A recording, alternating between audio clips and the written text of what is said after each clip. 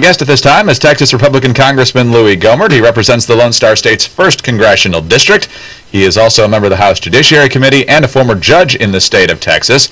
We want to get his thoughts now on an emerging issue of great concern to not only members of Congress, but military families around the country. And Congressman, it's always good to have you with us. Sir, you've also spoken out in recent days about the scandal at the VA Medical Center in Phoenix, where a bunch of executives now are on administrative leave as a result of a secret waiting list on which some veterans were kept, and they were denied treatment for up to 200 days at least. 40 of them now are believed to have died due to the fact that they did not get that treatment.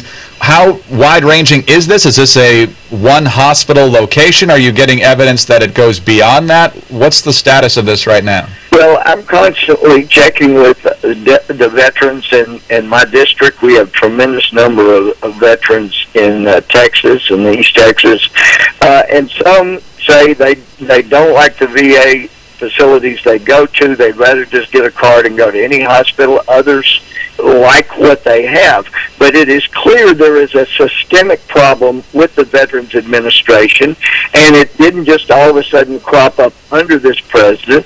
President Bush started making some inroads, and this president has made some efforts, but the fact is the buck does stop with the top commander over all of our armed forces and over all executive branch activities.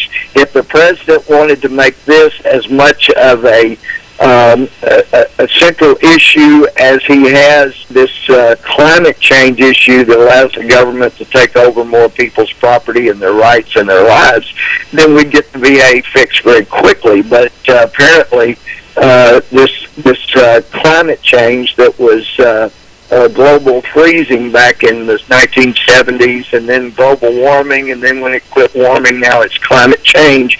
That apparently is a much bigger issue to this administration than helping those who lay down their lives and put themselves in danger for the good of the country. Two major veterans organizations, including the American Legion, have called for the resignation of Veterans Affairs Secretary Eric Shinseki. Do you concur with that? I think that General Shinseki has tried to do an appropriate job. I know he cares about veterans, but when you have a team that is just performing poorly across the board, except for a few exceptions, then I think it's time to get a new coach. It's time for him to step down, get somebody in who will have the free rein to get the VA running as it should, and not just as another Obamacare facility. You gave an interview a few days ago on Fox in which you made the comparison between the Veterans Hospital system and what we're likely to experience, in your estimation, through the full implementation of the new health care laws under this president.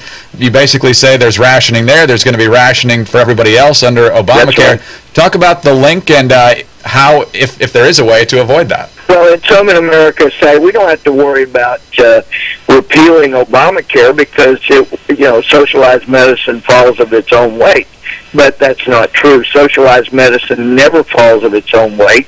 You see what's happening in the VA is what will happen to any socialized medicine system, and it's what will happen with Obamacare. More and more government takeover. And so the way it avoids going broke, you put people on lists the way the VA does, and so it doesn't go broke. You just don't give them the treatment they need if you don't have the funding and the backing, and so therefore you have people dying waiting to get the treatment they need, or having to live in horrible pain because they can't get a hip replacement or a knee replacement. They have a terrible quality of life because they can't get the help they need. But the system doesn't go broke. It just puts more Americans either at risk of death or at risk of misery while they're living. And that's why we need to reform health care, but we need to get rid of Obamacare once and for all. Last question for you, sir. Some Democratic critics of your comments and other comments along those same lines have said, look, the VA's been a mess for a long time, even under Republican administrations, and so yep. I'm guessing that would probably feed into your same argument, but what's your solution specifically for the vets? If we got a majority of veterans to say I'd rather just have a card that says I'm a veteran and I can walk into any clinic and any hospital and get the care. Then that would probably be the best thing to do for our veterans. If there are veterans, if there are VA clinics or hospitals that are performing above standard, then leave those open for veterans. But I think we need to move toward those who are getting substandard care as veterans, having a card and being able to go wherever they want to get their health care.